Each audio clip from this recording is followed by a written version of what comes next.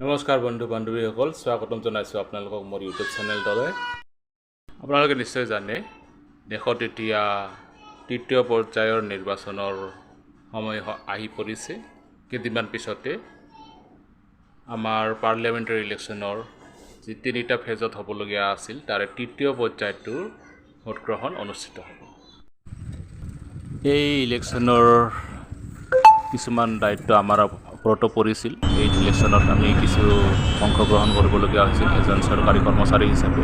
তাৰে ট্ৰেইনিঙৰ বাবে আজি ৰাতিপুৱাই ওলালোঁ। প্ৰথমতে নিজৰ চাইকেলখনকৈ লৈ ওলালোঁ, তাৰপিছত বাছত আৰু শেষত অটোত কিছু দূৰ গৈ মোৰ প্ৰশিক্ষণস্থলী পালোঁ।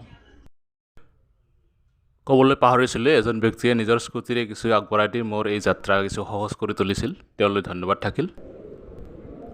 ইয়াৰ প্ৰশিক্ষণস্থলী,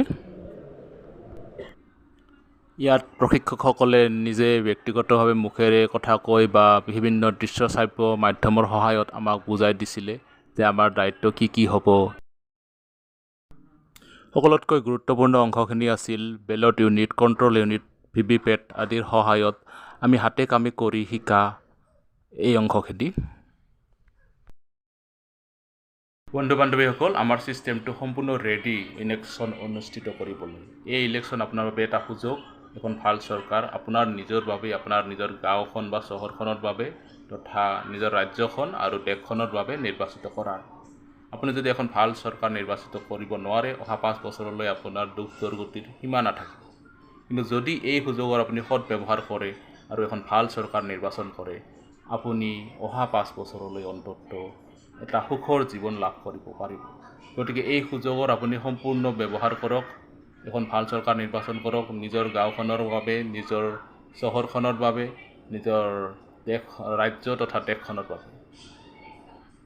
আশা কৰোঁ আপোনালোকে কথাবোৰ বুজি পাব, গুৰুত্ব সহকাৰে ল'ব আৰু এই যি নিৰ্বাচনৰ তৃতীয় পৰ্যায় অৰ্থাৎ শেষ পৰ্যায় আহি আছে তাৰ সম্পূৰ্ণ ব্যৱহাৰ কৰক, সৎ ব্যৱহাৰ কৰক।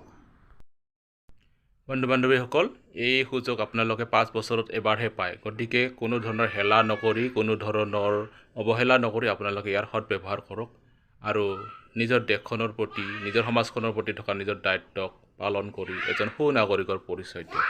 নমস্কাৰ।